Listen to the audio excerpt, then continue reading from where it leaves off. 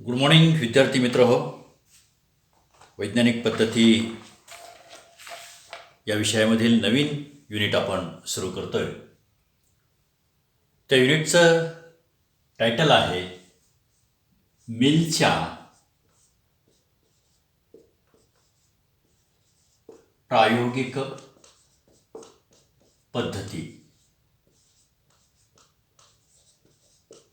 त्यालाच mills experiments method असं म्हटलं जातं. मिलच्या ज्या प्रायोगिक पद्धती आहेत त्या प्रायोगिक पद्धती या कशावरती आधारित आहेत हे सुरुवातीला आपण पाहूया.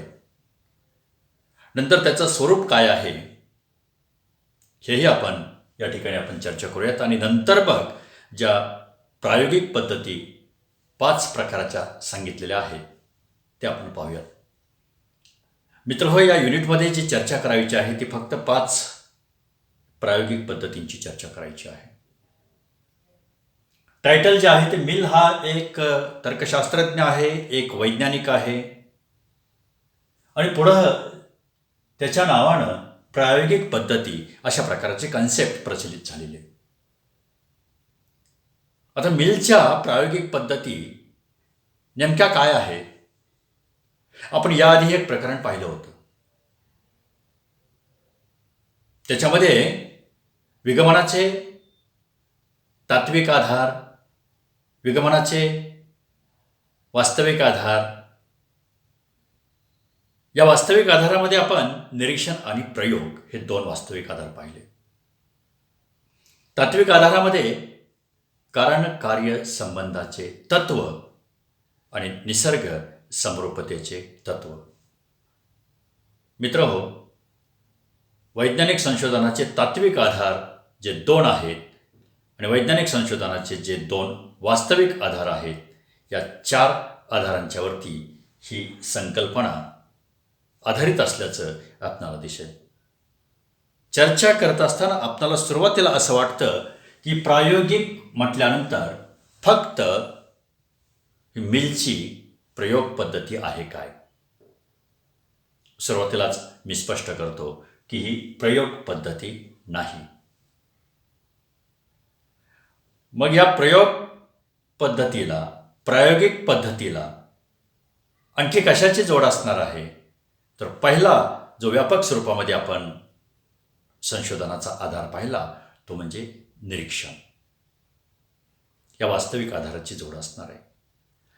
आणि म्हणून इथं मिलनं पूर्णपणे निरीक्षणही स्वीकारलेलं नाही आणि पूर्णपणे प्रयोगही स्वीकारलेला नाही. तर निरीक्षण आणि प्रयोग या दोन्हींच्या आधारानं आपणाला जे काही सत्य शोधावयाचं आहे ते सत्य कसं शोधता येईल त्या संदर्भामध्ये या पद्धती असल्याचं आपणाला दिसतं.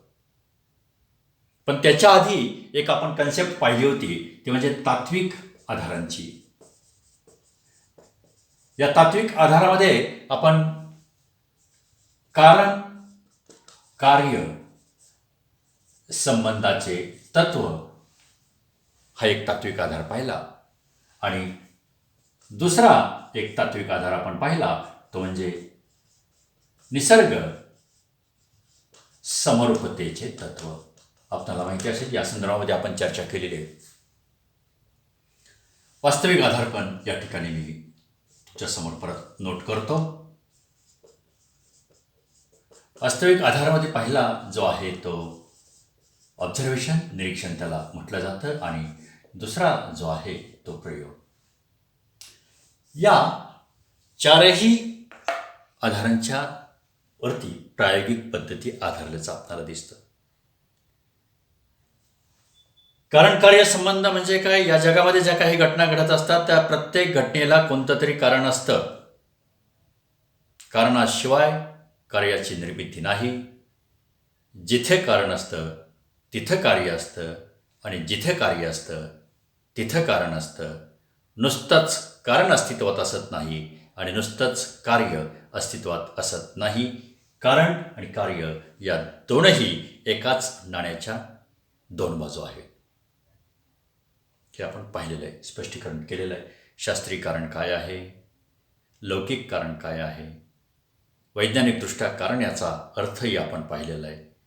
त्याच्यामध्ये पूर्ववर्ती, नित्यता, निरुपाधिकत्व आणि समीपता ही 4 वैशिष्ट्ये आपल्याला आठवत असतील. या 4 वैशिष्ट्यांना शास्त्रीय कारणाची संकल्पना आपल्याला पूर्ण करता येते. म्हणजे आधी आणि नंतर याची जी आपण चर्चा केली होती तीच चर्चा याही ठिकाणी मिलच्या प्रायोगिक पद्धतीमध्ये आपल्याला करायचं आहे. प्रायोगिक पद्धतीचा नव्हे विगमनाचा पुरस्कर्ता कोण असेल तर मिल. आणि म्हणून मिलनं जे काही विगमनामध्ये किंवा प्रायोगिक पद्धतीमध्ये ज्या गोष्टी सांगितलेल्या आहेत त्या सत्याप्रत आपल्याला कशा घेऊन जातात याचीच आपण या ठिकाणी चर्चा करायची. पण ही चर्चा करत असताना आधी आपल्याला हे माहिती असायला पाहिजे, म्हणून आधीच्या युनिटमध्ये आपण हा भाग पाहिलेला आहे. निसर्ग समरूपतेचे तत्व स्पष्ट करत असताना आपण असं म्हटलं की निसर्गामध्ये समान कारणापासून समान परिस्थितीत समान कार्याची निर्मिती होते, हे पाहिलेलं आहे.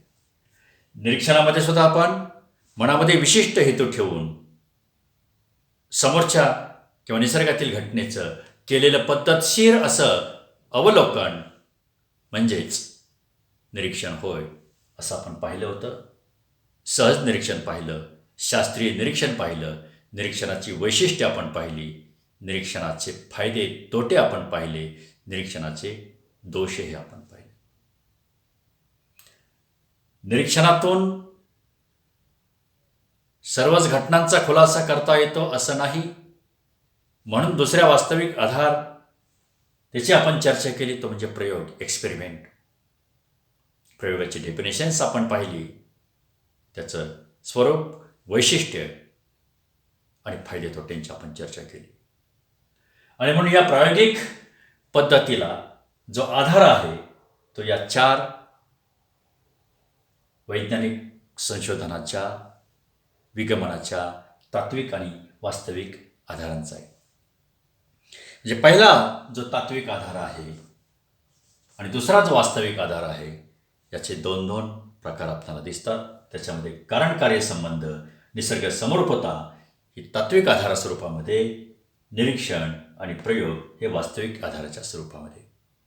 आता प्रायोगिक पद्धती, इथं शब्दप्रयोग मी वेगळा वापरतो. इथं आपण कारण आणि कार्य असं म्हटलं होतं, आणि कारण कार्याची चर्चा करत असताना आपण म्हटलं की आधी आणि नंतर. म्हणजे कोणतीही घटना घडत असताना ती घटना कार्यस्वरूपामध्ये ज्यावेळेस आपण पाहतो त्यावेळेस त्या कार्याच्या आधी कारण असायला पाहिजे आणि कार्य हे नंतर असतं.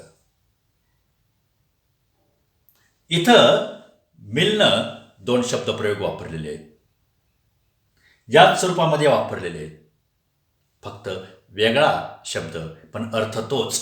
याला आपण म्हणूयात पूर्ववर्ती आणि अनुवर्ती. अनु म्हणजे नंतरचा येणारा, पूर्व म्हणजे पहिला अस्तित्वात असणारा घटक, आणि अणु म्हणजे नंतरचा अस्तित्वात असणारा घटक. मित्रहो, या 2च शब्दावरती प्रायोगिक पद्धती आणि त्याचे 5 प्रकार आधारित असल्याचं आपल्याला दिसतं. या निसर्गामध्ये ज्या काही घटना घडतात त्या प्रत्येक घटनेचा अगदी पहिल्याच निरीक्षणातून किंवा पहिल्याच प्रयोगातून आपल्याला अंतिम सत्य सापडतं असं नाही. एखादी घटना घडलेली असते, त्या घटनेच्या संदर्भामध्ये आपले अनेक पर्याय कारणांच्या स्वरूपामध्ये असतात. त्या कारणांच्या स्वरूपामधील नेमका पर्याय कोणता, नेमका विकल्प कोणता हे आपल्याला निश्चितपणे सांगता येत नाही. ज्यावेळेस एखाद्या घटनेचा आपण उल्लेख करत असतो त्यावेळेस त्या घटनेचं कारण आपण सांगण्याचा काही गडबडीनं किंवा अगदी शांतपणानं, संयमानं आपण प्रयत्न करत असतो. आणि एखादं कारण, एक्स या घटनेचं वाय हे कारण जर आपण सांगितलं किंवा वाय या घटनेचं एक्स हे कारण जर सांगितलं तर ते कारण निश्चितपणे सत्य आहे का हे तपासावं लागेल.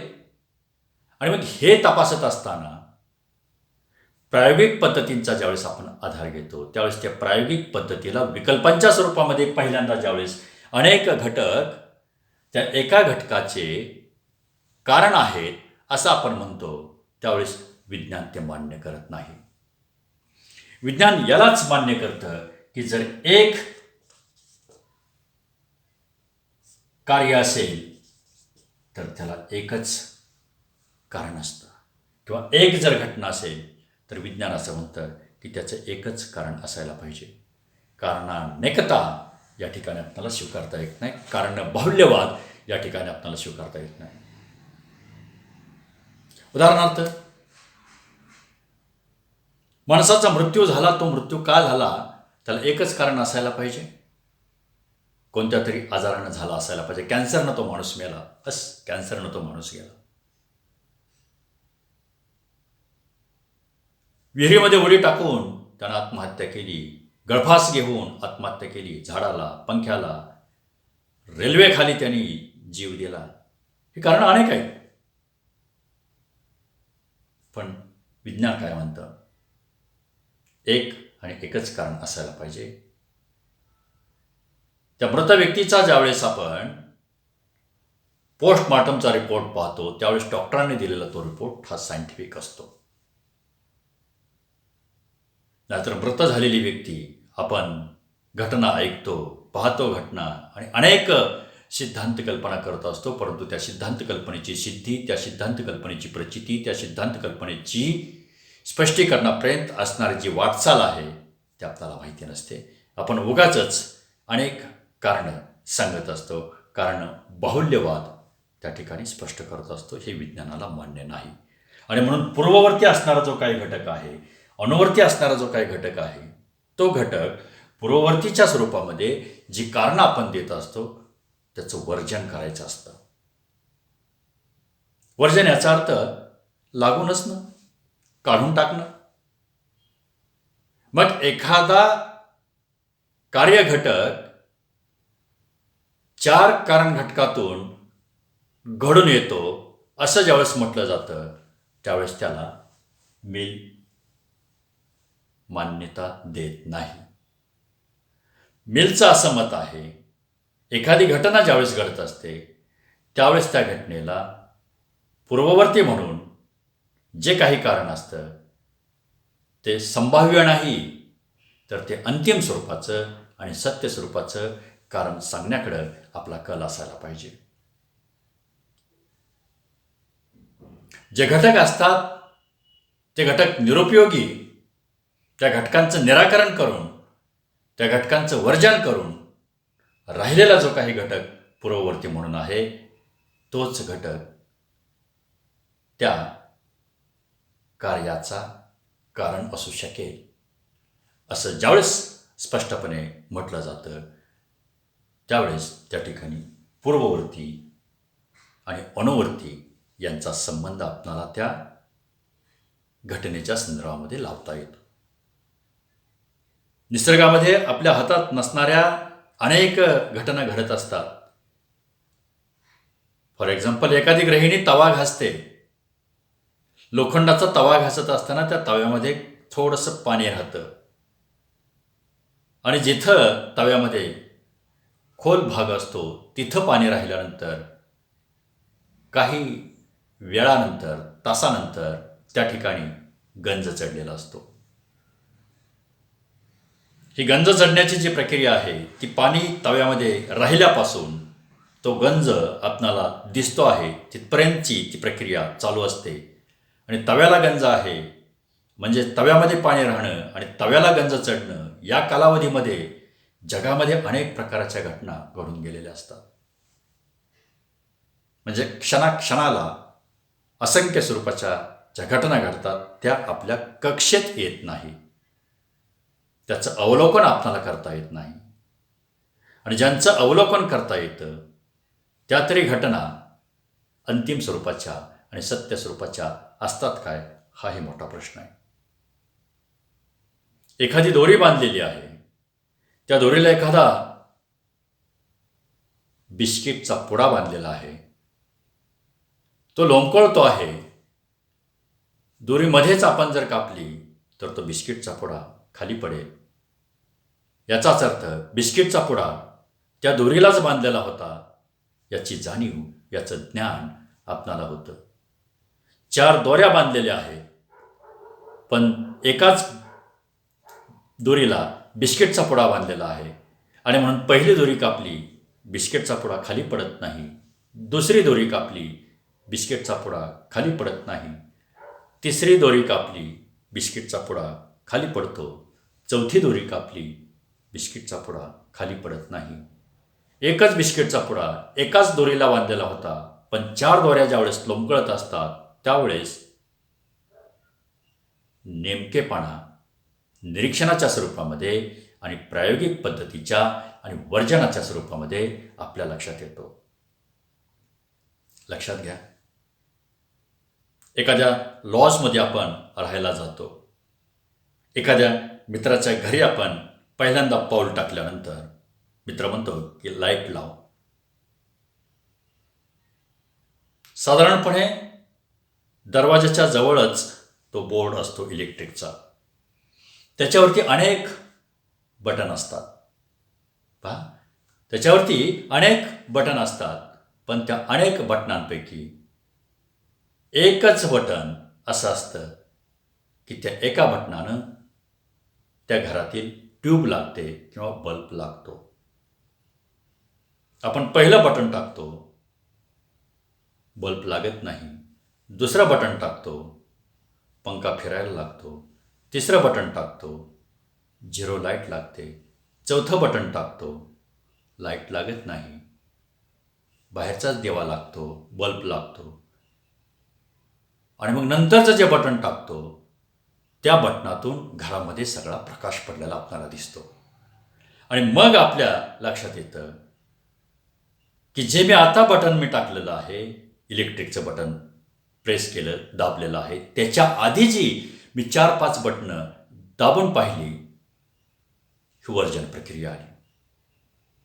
आणि नंतर मग ज्यावेळेस आपण त्याच इलेक्ट्रिक बोर्डावरील आपल्याला जी लाईट हवी असते त्या लाईटचं बटन नेमकेपणानं आपण प्रेस करतो. परंतु पहिल्या वेळेस असणारी जी काही बटणं असतात ती वर्जन स्वरूपामध्ये त्याचं आपण निराकरण करत असतो. म्हणजे विकल्प अनेक आले, त्या अनेक विकल्पातून आपलं नेहमी तसंच असतं.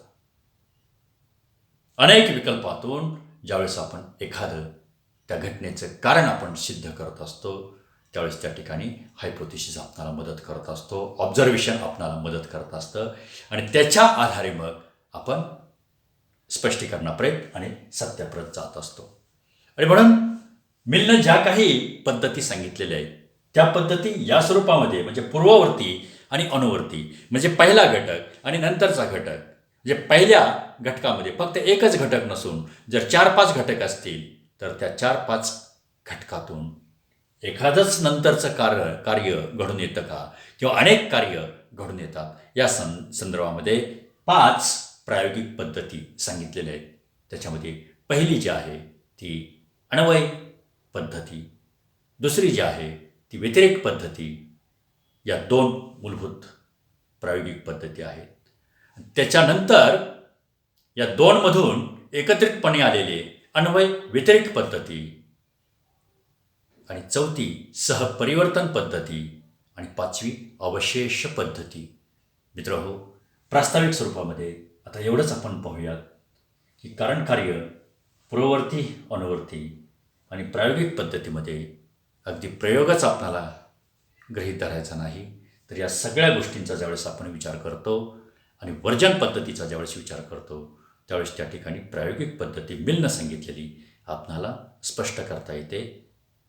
उद्याच्या व्हिडिओमध्ये आपण पहिली प्रायोगिक पद्धती, तिची व्याख्या, त्याचं चिन्हांकन कसं आहे आणि एखाद दुसरं उदाहरण आपण पाहून, कॉम्प्लिकेटेड भाग नाही, अगदी सोपा भाग आहे, ते पाहून आपण एक एक पद्धती आपण पूर्ण करूयात. मित्रहो, आज आपण इथंच थांबूयात. धन्यवाद.